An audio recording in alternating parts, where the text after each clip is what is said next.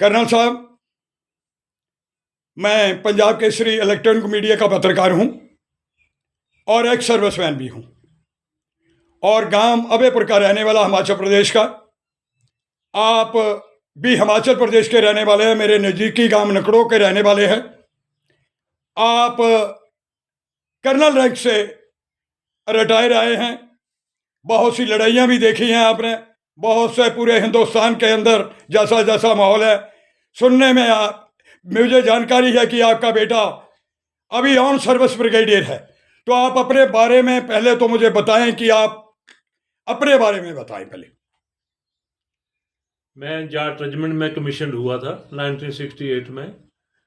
मैंने 71 बांग्लादेश में लड़ाई के दौरान सक्रिय हिस्सा लिया था और बांग्लादेश को बनाने में अपनी सरकार के हुक्म के मुताबिक अपनी ड्यूटी की थी। उसके बाद मैंने अपनी पूरी सर्विस के दौरान नागालैंड, मिज़ोरम, मणिपुर, त्रिपुरा, मेघालय, बंगाल, आंध्र प्रदेश, पंजाब, जम्मू और लेह वगैरह में नौकरी की है। मुझे पता चला आपका ब्रिगेडियर ऑन ड्यूटी है, उसके बारे में क्या बताना चाहते हैं आप?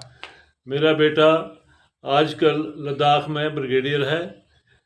इसने 1999 की लड़ाई के अंदर भी सियाचिन में बहुत बहादुरी का काम किया था।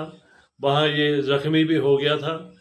उसके बाद इसके अलग अलग जगह पर बदली होती रही। इसी दौरान वो 2 साल तेहरान में बतौर मिलिट्री अटैची रहे हैं।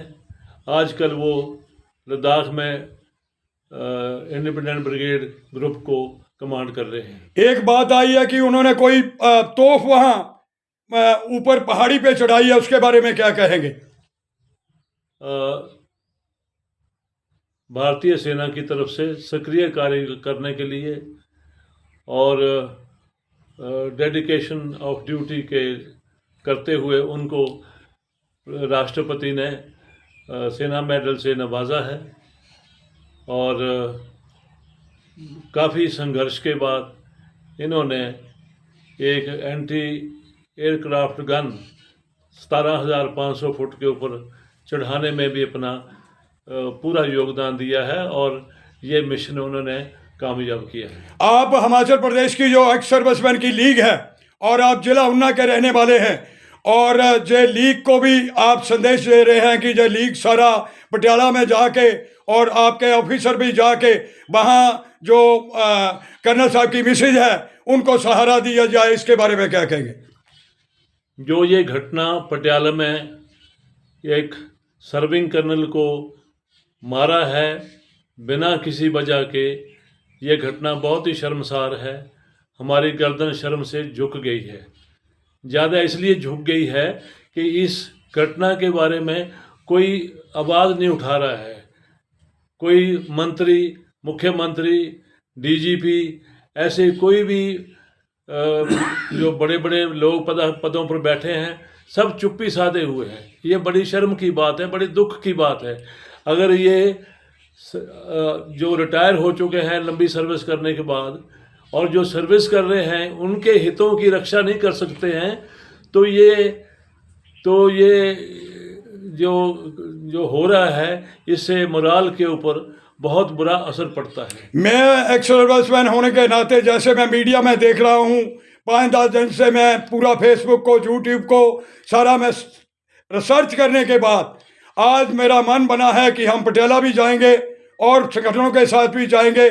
जैसे मेम साहब को दर दर भटकना पड़ा, एसपी के ऑफिस में जाना पड़ा एफआईआर के लिए, एसपी के, डीजीपी के, गवर्नर साहब के पास, तो ये जो उनकी मांग है कि हम सीबीआई एनआई इसकी जांच करें, इसके बारे में आप क्या संदेश देना चाहते हैं पूरे हिंदुस्तान के आर्मी अफसर के लिए, रक्षा मंत्री के लिए, प्राइम मिनिस्टर के लिए और सभी जितने भी आपके थल सेना, बाजू सेना, जितने भी आपके जो आर्मी के संगठन है, chief of head of the army, उनको क्या आप कहना चाहते हैं, क्या संदेश देना चाहते हैं? पिछले 10 दिनों में इस घटना के ऊपर कोई सरकार की तरफ से आधिकारिक कार्रवाई नहीं की गई है। जो आश्वासन दिए हैं ये मुझे झूठे लगते हैं। कुछ दिनों के बाद ये बात लोग भूल जाएंगे और ऐसा ही पहले भी होता रहा है। बड़े दुख की बात है कि पंजाब के मुख्यमंत्री ने चुप्पी साधी हुई है। ये कोई उसके बारे में बोल नहीं रहे हैं। पंजाब के मुख्यमंत्री हैं, वो होम मिनिस्टर भी हैं, मगर इसके बारे में चुप हैं। इससे लगता है कि इन सभी नेताओं की पुलिस वालों को शय है कि जो पुलिस वाले करें उसके बारे में ये कुछ बोलना नहीं चाहते हैं। ये क्यों नहीं बोलना चाहते हैं, इसका बेहतर जवाब यही लोग दे सकते हैं। बाकी हम सब मिसेस बाट के साथ हैं, हमारी पूरी हमदर्दी उनके साथ है। अगर हमें हिमाचल प्रदेश से वहाँ जाना पड़ता है तो हम बाखुशी जाएंगे और उनके साथ खड़े होंगे। ये बड़े दुख की घड़ी है उनके लिए और उतना ही दुख हमको हो रहा है। उनकी अब मांग ये आ चुकी है कि चाहे आप किसी कमिश्नर को आपने डिप्यूट किया है, हमें पुलिस से पूरा विश्वास उठ चुका है। हम एनआई से, दिल्ली से और सीबीआई से मांग चाहते हैं। इसके बारे में क्या कहेंगे? पुलिस के ऊपर तो हमारा विश्वास पूरा उठ चुका है। ये कुछ कार्रवाई नहीं करते हैं। 2-3 घटनाएं हाल में उड़ीसा में हुई हैं, वो उसके बारे में इन्होंने कुछ नहीं किया। जयपुर में घटना हुई थी और ये अपनी मनमानी करते हैं। और पूरा जो लॉ एंड ऑर्डर है वो निचले रैंक के जो इनके पुलिसकर्मी हैं उनके हाथ में है। इनका कोई भी सीनियर अफसर तो कुछ बोलता ही नहीं है। ये पूरी कार्रवाई जो है वो नीचे वालों से करते हैं और वो लोग जो हैं वो अपनी मनमाजी करते हैं, क्योंकि वो समझते हैं कि देश की रक्षा उन्हीं के हाथ में, जो वो कर रहे हैं वो सही कर रहे हैं। पुलिस की इंक्वायरी से हम लोग संतुष्ट नहीं हैं। हम इनसे सहमत नहीं हैं। तो आप क्या चाहते हैं? हम चाहते हैं कि इसकी इंक्वायरी सीबीआई या एनआईए से करवाई जाए ताकि असली बात निकल के आए। इन्होंने ऐसा क्यों किया है? मैं आपसे जहां एक और सवाल करना चाहता हूं, बॉर्डर जितने भी हैं, आर्मी का जितना भी नौजवान चाहे सिपाही से लेके अफसर तक वहां ड्यूटी कर रहा है, इस बात से उनका जो मोराल डाउन हो चुका है, उसके मोराल पे चोट आ रही है कि हमारी औरतें, हमारे बच्चे वो घर में पीछे हैं। एक कर्नल ऑन ड्यूटी आ रहा है और उसके साथ अगर ऐसा व्यवहार हो रहा है तो हम कैसे सुरक्षित रह सकते हैं? इसके लिए आपके पूरे हिंदुस्तान के जो आर्मी के ऑन ड्यूटी है उनके मोराल को अप करने के लिए आप क्या संदेश देना चाहते हैं? जो हमारे सैनिक भाई ऑन ड्यूटी हैं, बॉर्डर पर हैं, उनकी सोच पर इसका बुरा असर तो पड़ ही रहा है। मगर हमारी फौज छोटी मोटी घटनाओं से दुखी तो जरूर है, परंतु उनके मोराल पर इतना बुरा असर नहीं पड़ेगा जितना लोग सोचते हैं, क्योंकि हम देश के प्रति नौकरी करते हैं, देश की सेवा करते हैं, हम देशभक्त हैं। अगर ये देश सुरक्षित है तो हम लोगों की वजह से है। बिल्कुल। इसलिए हमारे मोराल पर इतना बुरा असर नहीं पड़ेगा जितना लोग कह रहे हैं, क्योंकि हमारे तो दिमाग में, हमारे तो दिल में देशभक्ति भरी हुई है और देश की खातिर हम कुर्बानी देने को कभी भी पीछे नहीं हटे हैं। इसलिए मोराल के ऊपर तो थोड़ा असर पड़ता है, बुरा लगता है सोचने में। और जितने भी पूर्व सैनिक हैं ये भी, इनकी भी पुलिस वाले कोई नहीं सुनाई करते हैं। कोई छोटी मोटी बात हो तो पुलिस वाले हम लोगों को कोई तरजीह नहीं देते हैं। कोई सीनियर सिटीजन उसकी बात नहीं सुनते हैं। इनका तो बहुत बुरा हाल है। हमारी जो सुरक्षा है, आंतरिक सुरक्षा, पुलिस के कंधों पर छोड़ी हुई है, जो बिल्कुल अपनी ड्यूटी को पूरा करने में समर्थ नहीं है, नहीं कर रहे हैं ये लोग।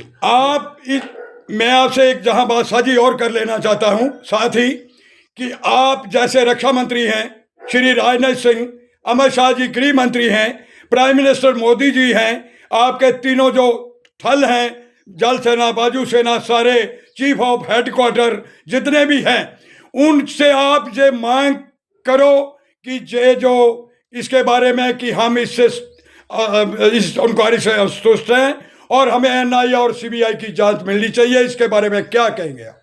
मुझे पूर्ण विश्वास है कि हमारे प्रधानमंत्री, गृह मंत्री, रक्षा मंत्री और हमारे तीनों चीफ इंक्लूडिंग और उसके साथ सीडीएस साहब, ये सभी इस घटना से वाकिफ़ हैं। इन सब को इसके बारे में पूरा पता है और मुझे विश्वास है कि ये उचित कार्रवाई करवाने में हमारी मदद करेंगे। और जैसे सारे अभी संगठन को, पूरे हिंदुस्तान के संगठन, एक्स सर्विसमैन का हो और कोई लीग का हो और कोई भी संगठन हो, उसको जो काल हो चुकी है कि आप सारे पटियाला में पहुंचे, जब तक सीबीआई एनआई जांच के ऑर्डर आदेश नहीं होते तब तक जे अब बात धरने पे चली गई है, बात सारे संगठनों में चली गई है, पूरे हिंदुस्तान में चली गई है।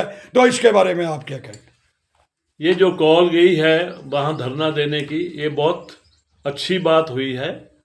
जब भी इसके बारे में फैसला होता है, हम हिमाचल प्रदेश से जो हम एक्स सर्विसमैन लीग के मेंबरान हैं, हम सभी दिए हुए समय पर पटियाला जाने के लिए तैयार हैं और हम जाएंगे और अपना समर्थन और अपना साथ ये जो पीड़ित परिवार है इसके साथ में खड़े होकर उन सबको बताएंगे। चलो, धन्यवाद करना साहब। मैं भी पंजाब केसरी इलेक्ट्रॉनिक मीडिया का पत्रकार हूँ, जिस अखबार का मैं पत्रकार हूँ। आपने भी उनके बारे में सुना होगा, श्री लाला जगदन नारायण जी, जिन्होंने इसकी फाउंडेशन रखी थी, उन्होंने देश के लिए शहीदी दी है। श्री रमेश चंद्र जी ने शहीदी दी है। अभी विजय चोपड़ा जी, वो 95 साल की उम्र के हो चुके हैं, लेकिन अभी भी एडमिनिस्ट्रेशन सारी जहाँ भी उनकी प्रेसें हैं उनके हाथ में है। श्री अविनाश चोपड़ा जी, उनके बेटे, उनके हाथ में है, उनके दोनों बेटे वहाँ कार्यरत है।